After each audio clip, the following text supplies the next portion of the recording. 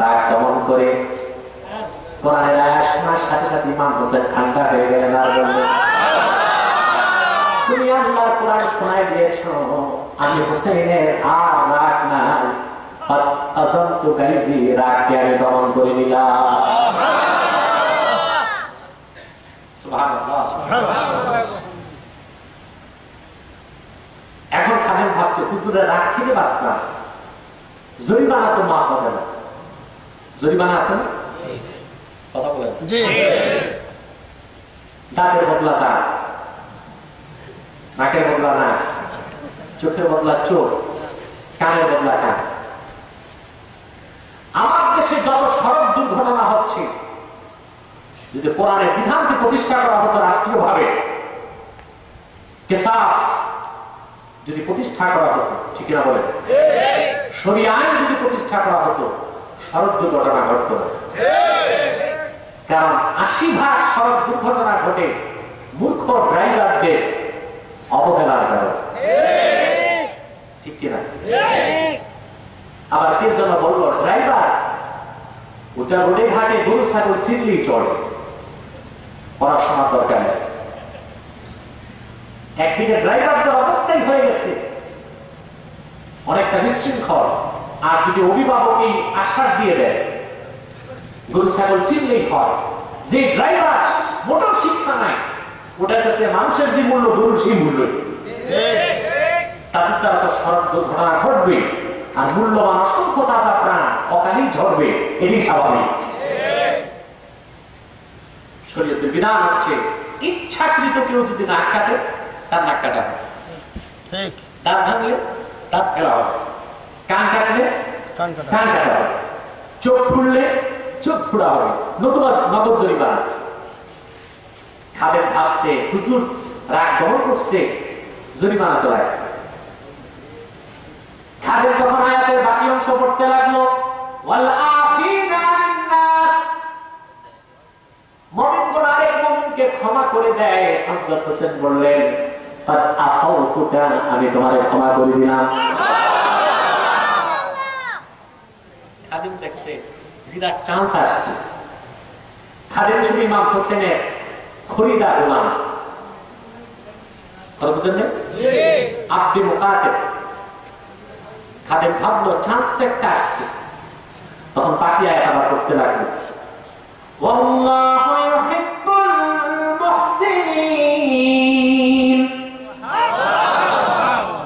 যে মুমিনগণ অন্য মুসলমানকে দয়া করে, সবে ব্যবহার করে, আল্লাহ তাদের ভালোবাসে। ইমাম হোসেন বললেন, বুঝছি তোমার মনের কথা, আমি আল্লাহর খুশির জন্য তোমার আজাদ করে দিলাম। দেখেন তো মুসলমান, ইমাম হোসেনের একটি দাঁত ভেঙে ফেললো, সে বিনিময়ে তিনি তাকে 3টি পুরস্কার দিলেন।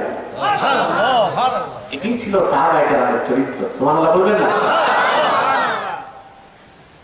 এবার আমি চূড়ান্ত কথার দিকে যাচ্ছি, মনোযোগ আছে?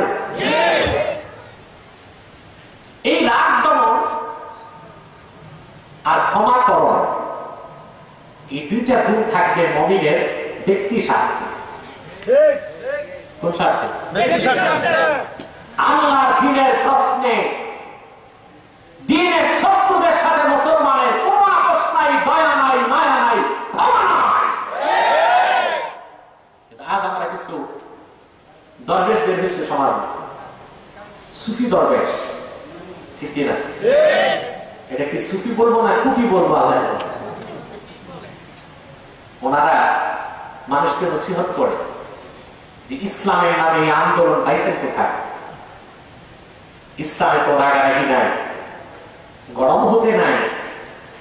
ওনারা নসিহত করে যে সবর সে কাম লিজিয়ে, সবর ইখতিয়ার করিয়ে, নরমি সে কাম লিজিয়ে, নরম হন। কোরআন হাদিসে যত নরমের কথা, মহানুভবতার কথা, ক্ষমার কথা, সব হচ্ছে ব্যক্তি স্বার্থে, মুমিনের সাথে মুমিনের সম্পর্ক। কিন্তু আল্লাহর দ্বীনের শত্রু যারা, কাফের মুশরিক বেঈমান, তাদের সাথে কোনো ক্ষমা নাই, কোনো দয়া নাই, কোনো মায়া নাই, কোনো কম্প্রোমাইজ নাই। তাদের বিরুদ্ধে মুমিনের চরিত্র হবে লোহার বুটের চেয়ে শক্ত,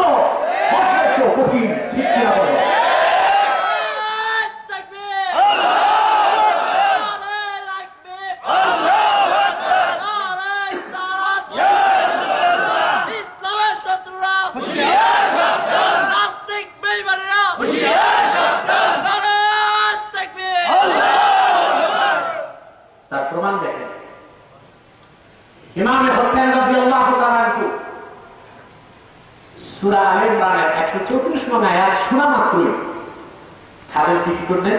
মাফ করে দিলেন, রাগ দমন করলেন, ক্ষমা করে দিলেন, আজাদ করে দিলেন। আজাদ করে দিলেন। সুবহানাল্লাহ। এক মুমিন ভাইয়ের প্রতি এই ছিল তার ব্যবহার। সুবহানাল্লাহ। কিন্তু ইমাম হোসেন যখন আল্লাহ দ্বীনের স্বার্থে কারবালার প্রান্তরে উপস্থিত হলেন, বেঈমান জাহান্নামী নাফরমান ইয়াজিদের 10,000 সৈন্যের বিরুদ্ধে তিনি ফোরাতের তীরে দাঁড়িয়ে গেলেন। মাত্র 73 জন মুজাহিদ নিয়ে বুকের তাজা রক্ত বিন্দু আল্লাহর দ্বীনের পক্ষে ঢেলে সেক্ষেত্রে তিনি ইয়াজিদকে ক্ষমা করেন না। ঠিক কিনা? নত হয়েছে না। একটু উদাহরণ না দিলে হয় না। হযরত আবু বকর সিদ্দিক রাদিয়াল্লাহু তাআলা, সুবহানাল্লাহ,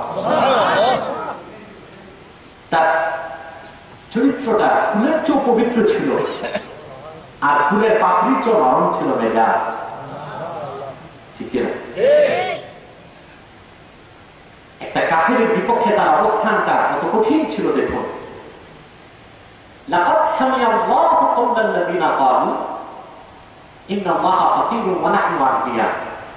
এই আয়াতের ব্যাখ্যায় লেবানন বৈরুতের ছাপ তাফসীর ইবনে কাসিরের ঘটনা নিয়ে এসেছে।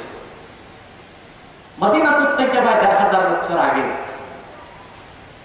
ইহুদিদের একটি খানকা ছিল, দারুল মিদরাস না, বাইতুল মিদরাস। কি না? ওখানে ইহুদি আলেমরা বসত আর তাদের ধর্মের প্রচার করত। তাফসীর ইবনে কাসির এসেছে, ফাদাখালা আবু বকর রাদিয়াল্লাহু তাআলা বাইতুল মিদরাস ফাওয়াজাদা ফীহি ফিনহাস। সিদ্দিক আকবর রাদিয়াল্লাহু তাআলা একদিন ইহুদিদের বাইতুল মিদরাসে ঢুকলেন। ঢুকে সেখানে পেলেন তৎকালে 1000 বছর আগে ইহুদিদের সবচেয়ে বড় আলেম ফিনহাসকে। কি নাম? ফিনহাস। কথা বুঝেন না? আলেম শুনলেই মারা যাবে না। ঠিক কিনা? আলেম নামের অনেক জালেম আছে। ঠিক কিনা? কথা বুঝেন না?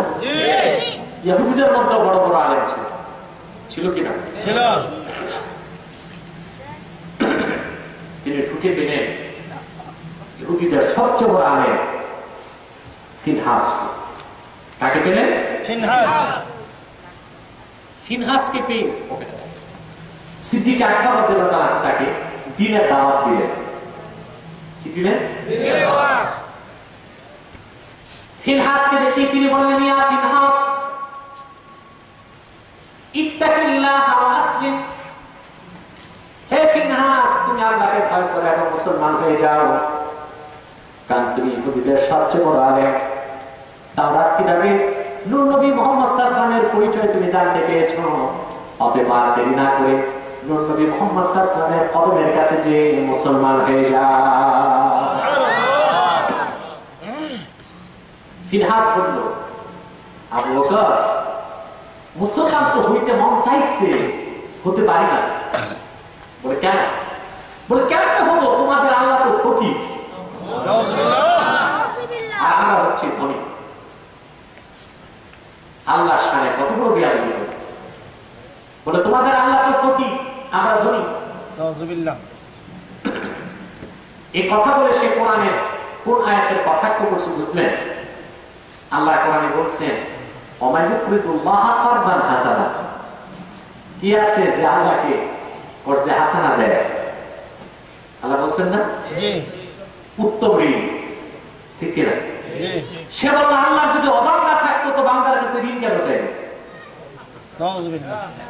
এরপর আরেকটা বেয়াদবি করলো, তোমাদের আল্লাহ আমাদের সুদ খাইতে নিষেধ করে, কিন্তু নিজেই তো হাসর ময়দানে সুদ দিবেন। যে আল্লাহ বলছেন 1 টাকার বিনিময়ে 10 গুণ। কোথায় সোয়াব আর কোথায় সুদ? তাফসীর ইবনে কাসির সাক্ষী, ফাদাবা আবু বকর রাদিয়াল্লাহু তাআলা আনহু ওয়াজহা ফিনহাস। শাদীদা। সিদ্দিক আকবর বরদাস্ত করতে পারলেন না। আল্লাহর সামনে চরম বেয়াদবির কথা শুনে তিনি ইহুদি আলেমের গালে এক থাপ্পড় লাগাই দিলেন। দেখছেন, ফুলের মতো নরম মানুষটা বস্ত্রের মতো কঠিন হয়ে গেল। ঠিক না? ক্ষমা করলেন না, মায়া করলেন না, রাগ দমন করলেন না। কোরআন হাদিসে সব কথা আমাদেরকে বলা হয় না, কিছু বলা হয়, কিছু গোপন করা হয়। থাপ্পড়ের চোটে ইহুদি আলেমের গাল ফেটে গেছে, দৌড়ে আসছে আল্লাহ হাবিবের কাছে সাল্লাল্লাহু আলাইহি ওয়াসাল্লাম। এসে বলেন, হুজুর দেখেন আবু বকর কি করছে। মা সানা বি আবু বকর, আবু বকর আমারে কি যে থাপ্পড় একটা দিচ্ছে। আমার হুজুর বললেন, না আমার আবু বকর এই চরিত্রের মানুষ না।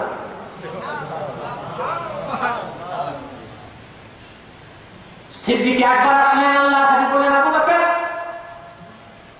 তুমি কি তারে থাপ্পড় দিয়েছ নাকি? তিনি বলেন, হুজুর দিয়েছি।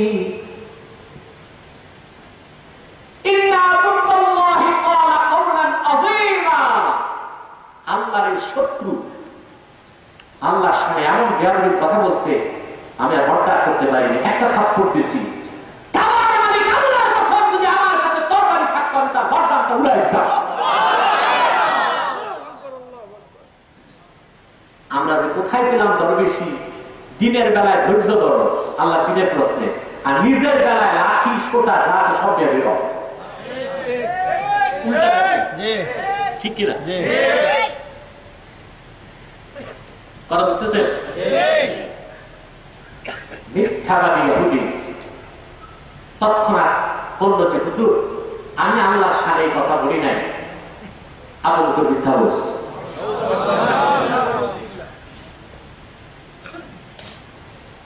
ঘটনা ঘটলো ইহুদিদের ঘরে, বাইতুল মিকদাস। ওখানে তো সিদ্দিক আকবর ছাড়া আর কোনো মুসলমানই ছিল না, সব ছিল ইহুদি। অথবা সাক্ষীর কোনো ব্যবস্থা ছিল সিদ্দিক আকবরের পক্ষে? ভাইরা আমার, কোরআন সাক্ষী, সিদ্দিক আকবরের পক্ষে আমার আল্লাহ সাক্ষী হয়ে গেলেন। সিদ্দিক আকবরের পক্ষে কোরআন নাযিল হয়ে গেল, লাকাদ সামিআল্লাহু কাওলাল্লাযীনা ক্বালু ইন্নাল্লাহা ফাকীরুন ওয়া নাহনু আগনিয়া। সুবহানাল্লাহ।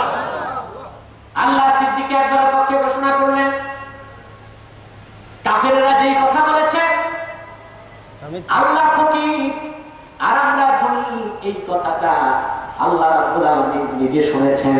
তার মানে মুহাম্মদ সাল্লাল্লাহু আলাইহি ওয়াসাল্লাম আপনার সিদ্দিক আকবর মিথ্যা বলে নাই, সত্য বলেছে, তাতে সন্দেহ নাই। তার মানে কি? মুমিন হিসেবে মুমিনের সাথে আমাদের চরিত্র হবে এটা, আমরা এক মুমিন আরেক মুমিনকে দান করব, নিজের ব্যক্তির সাথে রাগ দমন করব, আর আল্লাহর খুশির জন্য যথাসম্ভব ক্ষমা করে দিব। এটা হচ্ছে মুহসিনিনের কাজ। কিন্তু কাফের মুশরিক যারা আল্লাহর দ্বীনের শত্রু, কোরআনের শত্রু, দ্বীনের শত্রু, মুসলমানের শত্রু, তাদের বিরুদ্ধে আমাদের চরিত্র হবে লোহার বুটের চেয়ে শক্ত, বজ্রের চেয়ে কঠিন। তাদের সাথে কোনো ক্ষমা নাই, কোনো দয়া নাই, কোনো আপোষ নাই। সাদাকাল্লাহুল আযীম ওয়া সাদাকা রাসূলুহুন নবিয়্যুল কারীম ওয়া নাহনু আলা যালিকা মিনাশ শাহিদিন ওয়া শাকিরিন আলহামদুলিল্লাহি রাব্বিল আলামিন। আমি আর কষ্ট দিব না, এখন মুনাজাত করে ফেলবো। কষ্ট হয়ে গেছে আপনাদের? নিশ্চয় আজকে থাকবো, আজকে বৃষ্টি হচ্ছে।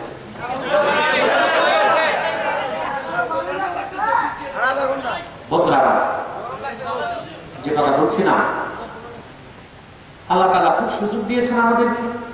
আজকে যা শুনলেন আমল করবেন, যথেষ্ট হয়ে যাবে। প্রায় ১.৫ ঘন্টার উপর হয়ে গেছে আলোচনা, আর কষ্ট দিচ্ছি না। আমি এখন মুনাজাত করছি। মুনাজাতের আগে কাফের ও মুশরিকদের ব্যাপারে আপনাদেরকে একটু সাবধান করব। তারও আগে একটি মিনিট জিকির করব। একটি মানুষও উঠার চেষ্টা করবেন না। মহব্বতে জিকির করুন, লা ইলাহা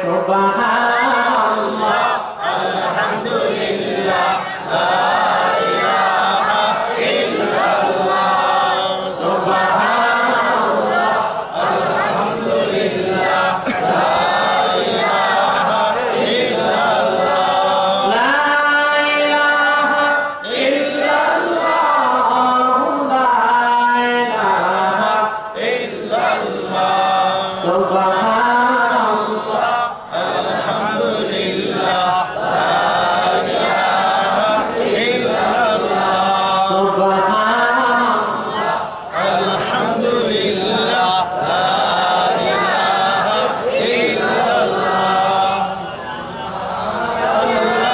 আলহামদুলিল্লাহ লা ইলাহা ইল্লাল্লাহ সুবহানাল্লাহ আলহামদুলিল্লাহ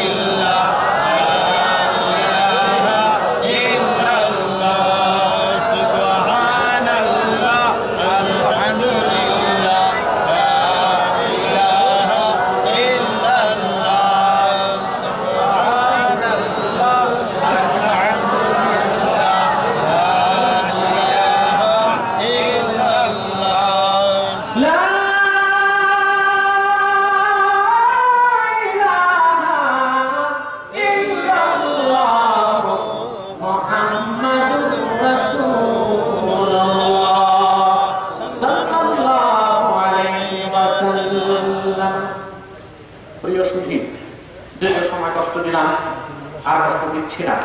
বিদায় বেলা একটি কথা সবসময় বলে দিই আমি সব জায়গায়, আপনাদেরও আজকে বলে দিচ্ছি। এখানে আপনারা বিভিন্ন দলের লোক আছে, ঠিক কিনা? কোনো দলাদলি আছে? যেটা বলতে হবে নাই। আছেন তো মোটামুটি 4 দলের লোক, বলেন না? কোনো দলাদলি আছে? নাই। মোটামুটি 4 দলের লোক আছে। কেউ বিএনপি, কেউ আওয়ামী লীগ, কেউ জাতীয় পার্টি, কেউ জামাত। কিন্তু কোনো বিশৃঙ্খলা আছে? মিটিং, মিছিল, হরতাল, পিকেটিং, লোকে বৈঠা, বলবন্তি, কিচ্ছু নাই। কেন নাই? তার একটাই কারণ, দলের পরিচয়ে আমরা একটি মানুষ তো আসি নাই। আমাদের একটাই পরিচয়, আমরা মুসলমান। যে দলের পরিচয় আসতেন 4 দলের লোক কি এক জায়গায় বসতেন না 4 জায়গায় বসতেন? আওয়ামী লীগ এক প্যান্ডেল, বিএনপি এক প্যান্ডেল, জাতীয় পার্টি এক প্যান্ডেল, জামাত আরেক প্যান্ডেল। এক প্যান্ডেলের লোক আরেক প্যান্ডেলে ঢুকলে ভেঙে দিতে পারে। খুবই তোর প্যান্ডেলে থাকে, আমারটাই ঢুকতে দেয়। কিন্তু এরকম অপ্রীতিকর কোন ঘটনার সৃষ্টি এখানে হয় নাই। তার একটাই কারণ, দলের পরিচয় একটি মানুষ আমরা আসি নাই। আমাদের একটাই পরিচয়, আমরা মুসলমান। সেজন্য আপনাদেরকে বলবো, দলীয় মতভেদ থাকতেই পারে। ফতুল্লাহবাসী আপনাদের দুটো হাত জোর করে বলি, দলীয় মতভেদ থাকতেই পারে, তা থাকবে রাজপথে এবং সংসদে। কিন্তু সকল প্রকার কাফের মুশরিক, রাম বা নাস্তিকদের বিরুদ্ধে আমরা 4 দলের মুসলমান ঐক্যবদ্ধ হয়ে যাব। রাজি আছেন? বাংলাদেশে সবচেয়ে বড় কাফের হচ্ছে কাদিয়ানী সম্প্রদায়। কাদিয়ানীরা শেষ দরজার বিখ্যাত কাফের। তাদেরকে যারা কাফের বলবে না, তারাও কাফের। কারণ তারা আমাদের নূর নবী, বিশ্ব নবী হযরত মুহাম্মদ সাল্লাল্লাহু আলাইহি ওয়াসাল্লামকে শেষ নবী হিসেবে স্বীকার করে না। চিল্লায় বলেন নাউজুবিল্লাহ। এজন্য তারা নিঃসন্দেহে শেষ দরজার কুখ্যাত কাফের। তাদেরকে যারা কাফের বলবে না, তারাও কাফের। কিন্তু শয়তান কাদিয়ানীরা অন্য মানুষকে ধোঁকা দিয়ে কাফের বানাবার জন্য মুসলমানদের মতন আমরা টুপি লাগাই, দাড়ি লাগাই, তাই বলে তারা মুসলমান হতে পারে না। কাফের মুশরিক দাড়ি রাখে মুসলমান হতে পারবে না। আমি বলে থাকি, কাফেরের দাড়ি আর ছাগলের দাড়ি এক। বরং যদি আমাকে প্রশ্ন করা হয়, ছাগলের দাড়ি বিপজ্জনক না কাফেরের দাড়ি, আমি বলবো কাফেরের দাড়ি। কারণ ছাগলের দাড়ি রেখে কেউ ধোঁকা খাবে না, কাফেরের দাড়ি রেখে ধোঁকা খাওয়ার সম্ভাবনা আছে। ঠিক নাম রাখার পরে কেউ মুসলমান হতে পারে না। টুপি লাগালে মুসলমান হবে? ভারতের প্রধানমন্ত্রী কি নাম যেন মোহনলাল এবার মাথায় কি পাগড়িটা তো বড় পাগড়িটা দেখছি কোথায় সাদা দাড়ি লম্বা শাড়ি পায়জামা পাঞ্জাবি নাকেরা জুতা লাগায় সে কি নাম রাখলে কি মুসলমান হবে? নাম রাখলে কেউ যদি মুসলমান হতে পারে কোনদিন সম্ভব না নাম দিয়ে মুসলমান হবে। এক শয়তান কুকুরের পায়খানা লাড্ডু বানায় উপরে নাম লেখছে দিল্লিকা লাড্ডু। এর দিল্লি লাড্ডু হবে না। ডিব্বা ভর্তি বাচ্চা পায়খানা উপরে নাম লেখছে বগুড়ার দই। এদিকে বগুড়ার দই হবে না। তদ্রুপ কাদিয়ানীরা শেষ দরজার কুখ্যাত কাফের আব্দুল আব্বাল আব্দুল সামাদ মুবাশশির আলী কবির চৌধুরী গওহর রেজভী মুনতাসির মামুন শাহরিয়ার যদি নাম রাখার দ্বারা কোনদিন তারা মুসলমান হতে পারে না। কাদিয়ানী কাফের। ভাই আমার বন্ধুরা আমার আল্লাহ নূর নবীজি আমার হযরত মুহাম্মদ সাল্লাল্লাহু আলাইহি ওয়াসাল্লাম ইসলাম ও কোরআনের হাজার হাজার হাজার বছর পরে